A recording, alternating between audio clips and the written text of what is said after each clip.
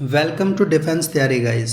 तो कैसे हैं आप सब बच्चों? हमने लास्ट क्लास में रिएक्शन इंटरमीडिएट को डिस्कस किया था रिएक्शन मैकेनिज्म में। आज हम उसी सीरीज़ को कंटिन्यू करते हुए इलेक्ट्रोमैरिक इफ़ेक्ट्स के बारे में जानेंगे। ठीक है, किसके बारे में? Electromeric effects. अब जो इलेक्ट्रोमैरिक इफ़ेक्ट्स हैं वो मेरे 4 तरह के होते हैं। Number 1, that is inductive effect. Number 2, mesomeric effect. Number 3, hyperconjugation.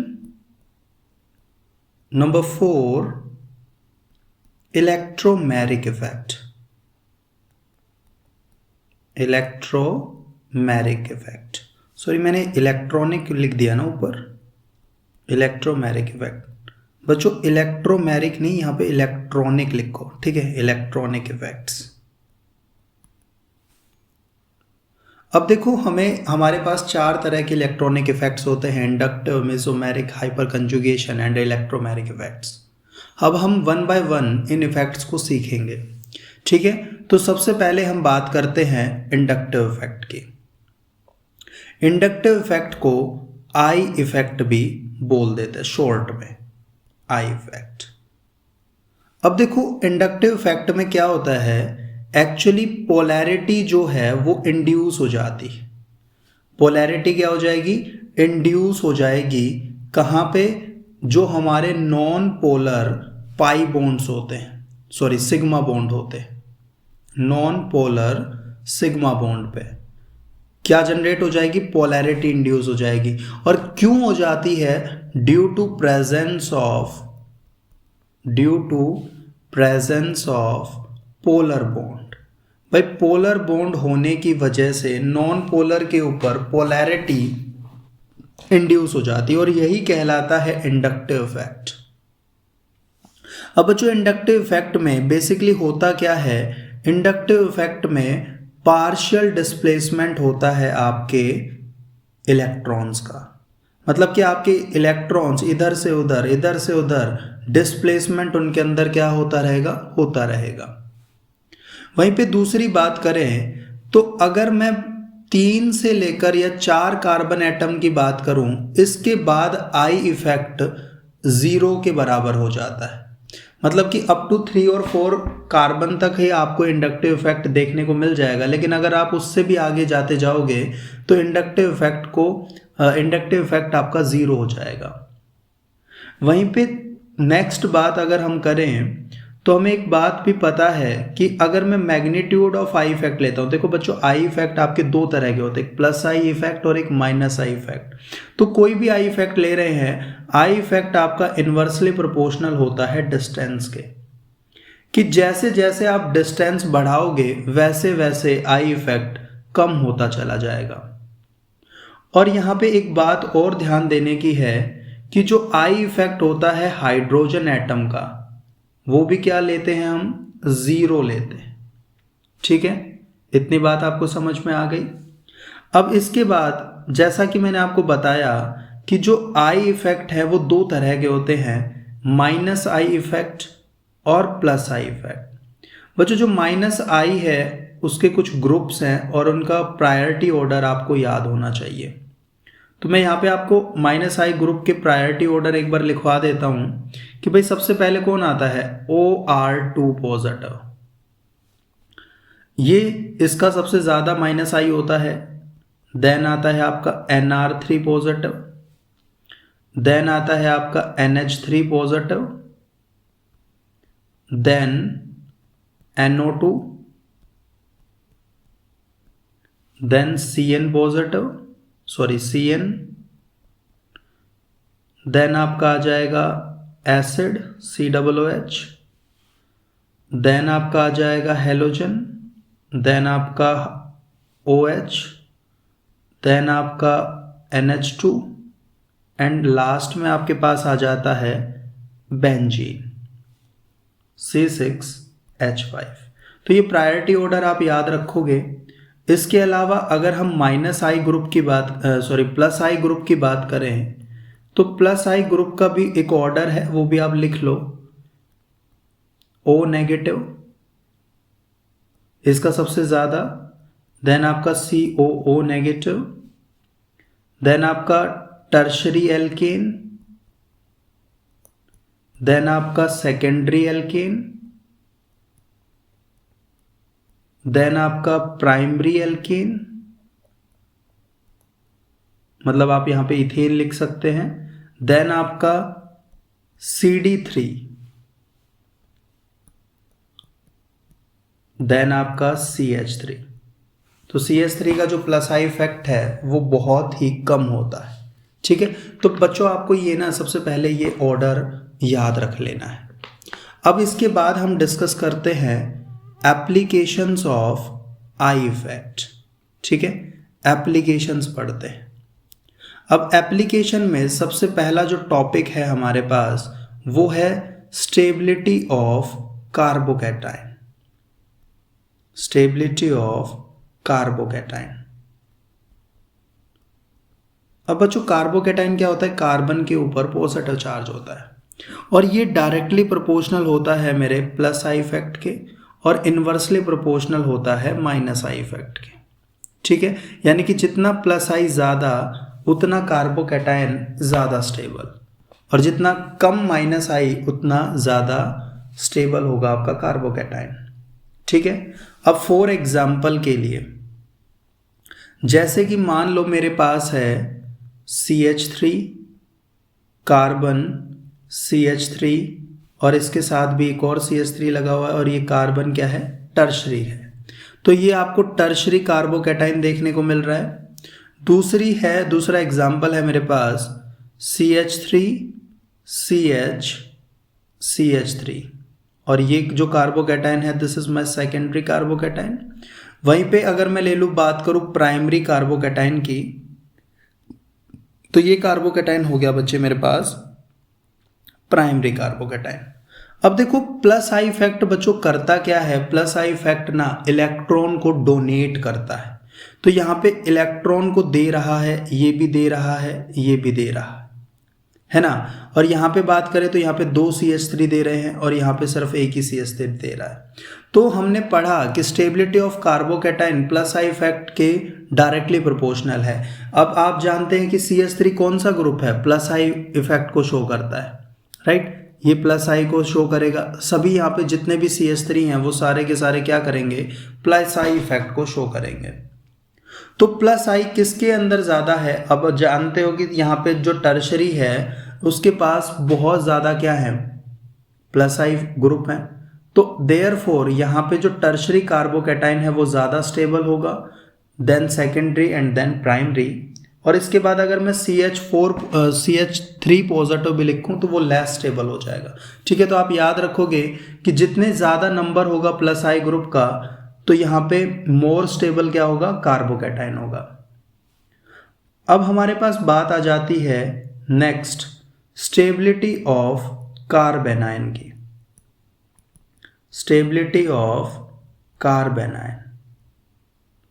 अब बच्चों कार्बेनाइन की बात करें तो हम जानते हैं कार्बन के ऊपर नेगेटिव चार्ज कार्बेनाइन होता है और ये डायरेक्टली प्रोपोर्शनल होगा माइनस आई इफेक्ट के और इन्वर्सली प्रोपोर्शनल होगा प्लस आई इफेक्ट के।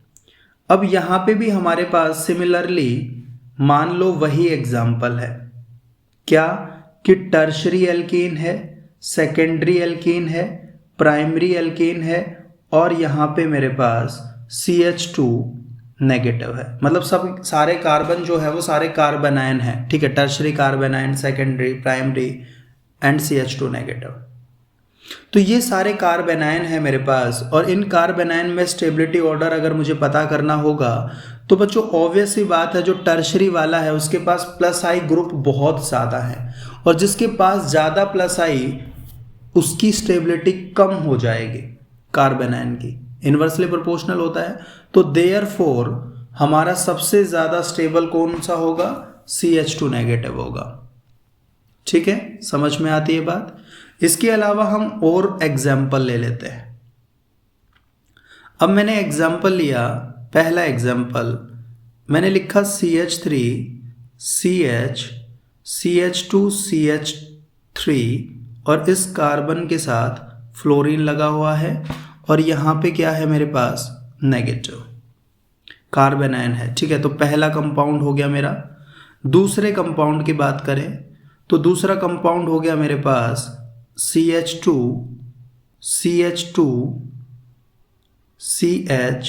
CH3। ठीक है, इसके पास फ्लोरीन लगा हुआ है, ये मेरा कार्बन आयन हो गया। तीसरा एक और ले लेते हैं जो क्या है CH2 नेगेटिव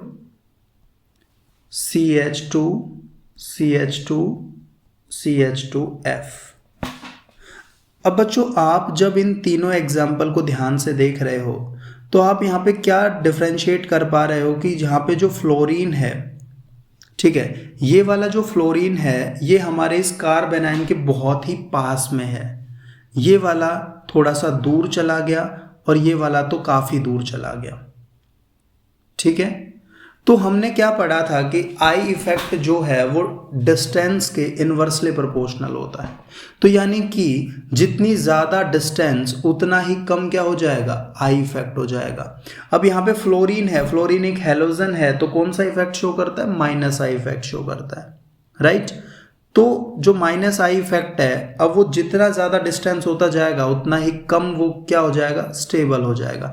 तो यहाँ पे अगर मैक्सिमम स्टेबिलिटी की बात करें तो जो मेरा पहला कंपाउंड है वो सबसे ज़्यादा स्टेबल, देन मेरा सेकंड वाला और देन मेरा थर्ड वाला। तो ये हो गया स्टेबिलिटी ऑर्डर।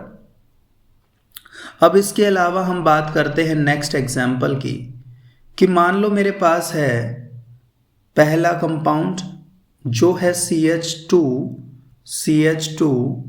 और फ्लोरीन, यहाँ पे नेगेटिव। दूसरा कंपाउंड है मेरे पास CH2 और OH, ये भी नेगेटिव कार्बन आयन है। तीसरा है मेरे पास CH2 NH2, ठीक है, ये भी कार्बन आयन। अब बच्चों इसमें हमसे स्टेबिलिटी ऑफ कार्बन आयन पूछा, तो आप जानते हो यहाँ पे फ्लोरीन है, इलेक्ट्रॉन विड्रॉ करेगा, OH भी विड्रॉ करेगा, NH2 भी विड्रॉ करेगा। क्यों, ये सारे क्या है, माइनस आई वाले हैं, ग्रुप वाले हैं। तो माइनस आई इलेक्ट्रॉन विड्रॉइंग होते हैं और प्लस वाई वाले इलेक्ट्रॉन डोनेटिंग ग्रुप होते हैं। तो ये सारे इलेक्ट्रॉन को विड्रॉ करेंगे। और यहाँ पे अगर हम फर्क देखें तो फर्क हमारे पास फ्लोरीन, OH और NH2 में ही है। तो मैंने यहाँ पे आपको एक प्रायोरिटी ऑर्डर लिखवाया था और उस प्रायोरिटी ऑर्डर को अगर आप ध्यान से देखोगे तो आपको पता चलेगा कि हैलोजन प्रायोरिटी ऑर्डर में पहले आएगा OH से और OH पहले आएगा NH2 से। तो यहाँ पे जो स्टेबल होगा वो फ्लोरीन वाला पहला कंपाउंड ज़्यादा स्टेबल होगा कार्बन आयन, फिर सेकंड वाला, देन थर्ड वाला। ठीक है, अब इसके बाद हमारे पास नेक्स्ट एप्लीकेशन आती है इंडक्टिव इफेक्ट की, जो हम पढ़ते हैं एसिडिक और बेसिक स्ट्रेंथ। तो बच्चों हम पहले बात कर लेते हैं एसिडिक स्ट्रेंथ की। ठीक है, एसिडिक स्ट्रेंथ। अब देखो एसिडिक स्ट्रेंथ में क्या होता है, अगर मान लो कोई आपके पास एसिड है, ठीक है, ये एसिड है। अब एसिड का मेन काम क्या होता है, एसिड H पॉजिटिव डोनर होता है, राइट। दूसरी चीज, जो एसिड होता है वो इलेक्ट्रॉन एक्सेप्टर होता है। तो यहां पे आप एक बात याद रखोगे कि जो एसिडिक स्ट्रेंथ है, AS से लिख रहा हूं मैं एसिडिक स्ट्रेंथ, ये डायरेक्टली प्रोपोर्शनल होगा आपके माइनस आई इफेक्ट के और इनवर्सली प्रोपोर्शनल होगा प्लस आई इफेक्ट के। ठीक है, ये छोटी सी बात आप याद रखोगे यहां पे। अब देखो हम कुछ एग्जाम्पल के तहत इसे समझने की कोशिश करते हैं। भाई मेरे पास एक कंपाउंड है पहला जो ये रहा CH2 CH3 CH2 COOH। यहाँ पे अगर ये H पॉजिटिव को लूज कर देगा, ठीक है, तो यहाँ से क्या आ जाएगा भाई, COO नेगेटिव आ जाएगा। खैर मैं लूज करके अभी नहीं दिखा रहा, बाकी लूज कर देगा COO नेगेटिव हो जाएगा।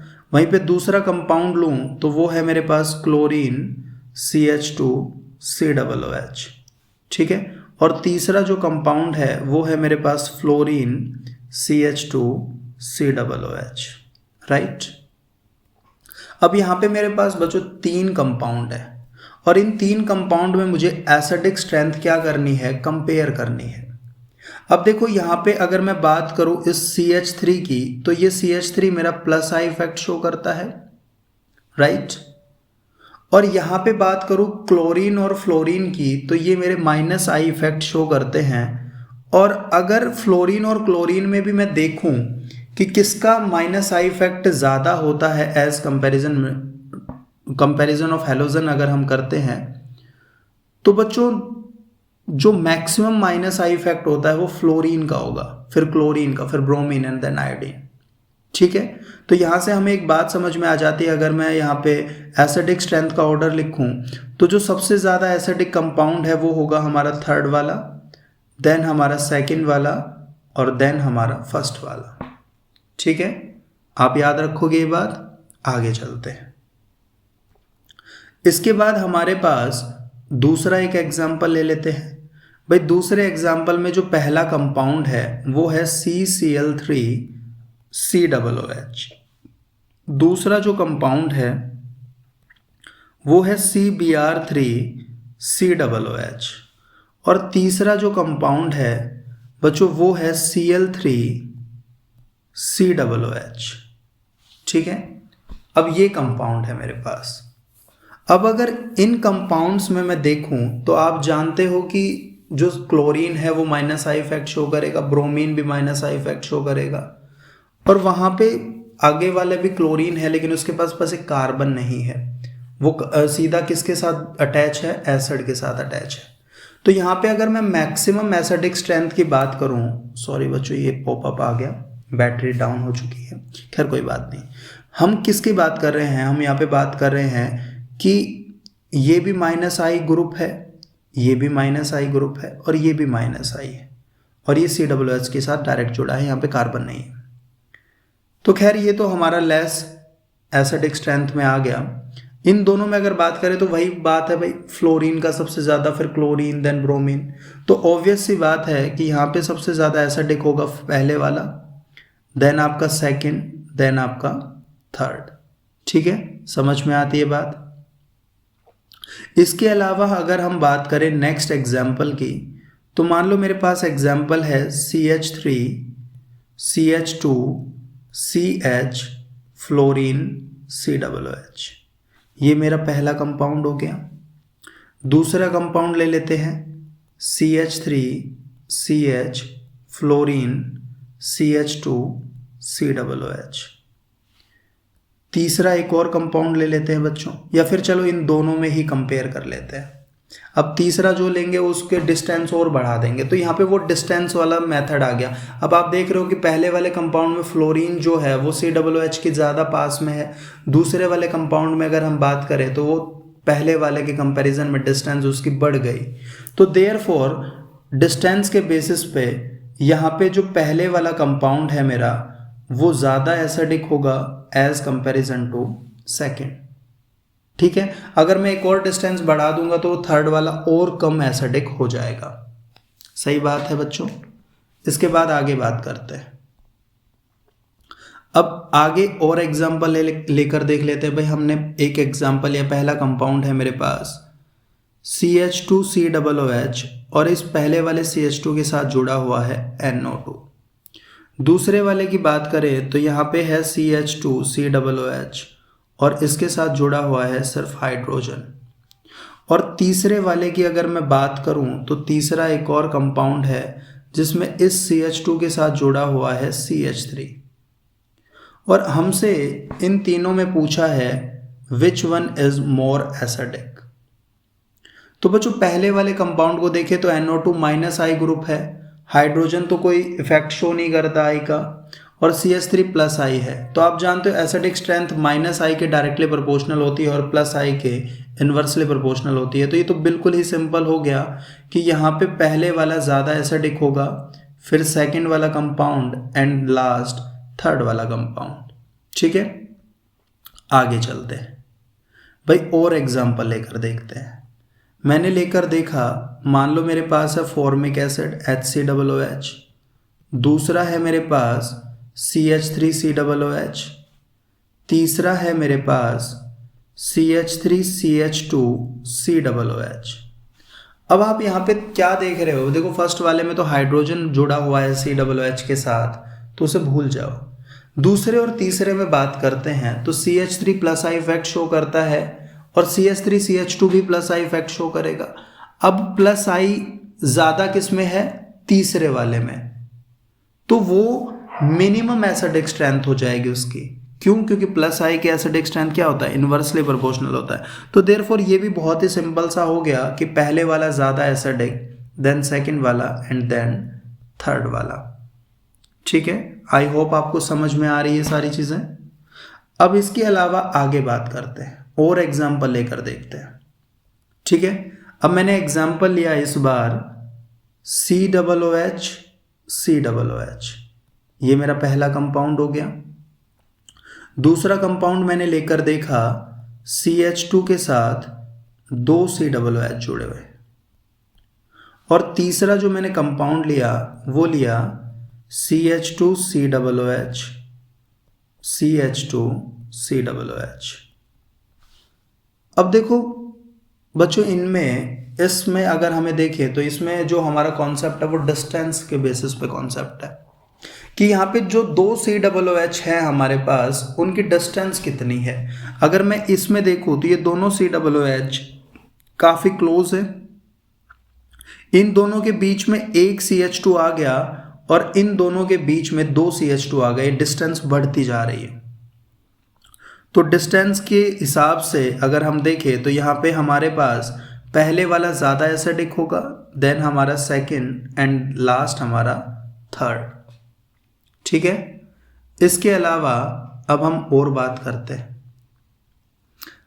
और एसिडिक स्ट्रेंथ को कंपेयर करते हैं। भाई मेरे पास है, मान लो CH3 NH3 वाटर और HF। ठीक है, ये सारे क्या हैं, और इन सभी में हमसे ये पूछा कि which one is more acidic. अब देखो यहाँ पे अगर ये सारे अपना एक एक H पॉजिटिव देंगे तो CH3 क्या बनाएगा, CH2 नेगेटिव बनाएगा, NH3 क्या बनाएगा, NH2 नेगेटिव, H2O क्या बनाएगा, OH नेगेटिव, और HF क्या बनाएगा, F नेगेटिव। तो जो नेगेटिव चार्ज आ रहा है वो सबसे ज़्यादा मैक्सिमम इलेक्ट्रोनेगेटिव कौन है, फ्लोरीन है, तो सबसे स्टेबल एनायन बनेगा। ठीक है, ये सबसे स्टेबल बनेगा, देन ये और देन ये, यानी कि जिसके ऊपर नेगेटिव चार्ज आ रहा है वो आपका क्या, उसका आपकी इलेक्ट्रोनेगेटिविटी देखो तो सबसे ज़्यादा इलेक्ट्रोनेगेटिव आपका फ्लोरीन है, then oxygen, then nitrogen and then carbon. So जो एसिडिक स्ट्रेंथ है इस हिसाब से हम देख लेंगे इसमें। ठीक है, समझ में आती है बात। इसके अलावा अगर हम एक और एग्जाम्पल लेकर देखें तो हमारे पास एग्जाम्पल आ गया, जैसे कि मैंने बोला CH3SH और CH3OH, इन दोनों में बताओ कि which one is more acidic. तो बच्चों अगर हम इनमें से भी अगर एक H पॉजिटिव रिलीज करवा देते हैं तो S के ऊपर नेगेटिव आ जाएगा और उधर O के ऊपर नेगेटिव आ जाएगा। तो जो नेगेटिव चार्ज है वो सल्फर क्या होता है, हमारा बिगर साइज का एटम होता है। तो अगर बिगर साइज का एटम है तो वो क्या करेगा, मोर स्टेबल एनायन बनाएगा, देयरफॉर ये हमारा ज्यादा एसिडिक हो जाएगा एज कंपैरिजन टू अल्कोहल। ठीक है, तो आई होप आप एसिडिक स्ट्रेंथ समझ गए होंगे कि क्या होती है। इसके अलावा अगर हम बात करें तो हमारे पास नेक्स्ट आता है बेसिक स्ट्रेंथ। अब बच्चों बेसिक स्ट्रेंथ में क्या होता है, बेसिक स्ट्रेंथ में एक जनरल सी बेसिक बात करते हैं, इसकी स्टेबिलिटी की बात करते हैं। Basic strength plus I effect के डायरेक्टली प्रोपोर्शनल और माइनस आई इफेक्ट के इन्वर्सली प्रोपोर्शनल होती है।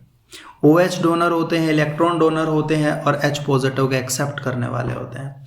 तो यहाँ पे अगर मैं आपको एक ऑर्डर की बात करूँ, मान लो पहला जो कंपाउंड है मेरे पास वो है CH3NH2 है, दूसरे वाला जो है वो है C2H5NH2 है, तीसरे वाला जो है वो है C3H7NH2 है, और चौथा जो है वो है मेरे पास C4H9NH2 है। तो बच्चों इसमें हमसे पूछा कि which one is more basic. तो देखो बेसिक के लिए प्लस आई इफेक्ट के डायरेक्टली प्रोपोर्शनल है, यानी कि जिसके पास प्लस आई इफेक्ट ज्यादा वो ज्यादा क्या होगा, बेसिक होगा। तो ऑब्वियस सी बात है, अगर मैं फोर्थ वाले को देखूं तो इसके पास 4 कार्बन है, यानी कि इसके पास मैक्सिमम नंबर में प्लस आई इफेक्ट है। सो ये सबसे ज्यादा क्या हो जाएगा, बेसिक हो जाएगा। तो यहाँ पे आप सिंपल सा ऑर्डर लिख सकते हो, पहले नंबर पे क्या आएगा, फोर्थ, फिर आएगा आपका थर्ड, फिर आपका second, and first one is less basic, सबसे लीस्ट बेसिक होगा। ठीक है, तो आई होप आप बेसिक स्ट्रेंथ भी समझ गए होंगे कि कैसे हम देखते हैं। ठीक है बच्चों, अब हम बाकी रेजोनेंस इफेक्ट नेक्स्ट वीडियो में पढ़ेंगे। आपको जो भी, अब अगर आप हमारा चैनल ज्वाइन करना चाहते हैं, टेलीग्राम चैनल, तो प्लीज़ उसे ज्वाइन कर लीजिए। वहाँ पे आप नीट से रिलेटेड बहुत सारे क्वेश्चंस आप देखोगे। ठीक है, और आप हमारी डेली क्लास भी ज्वाइन कर पाओगे।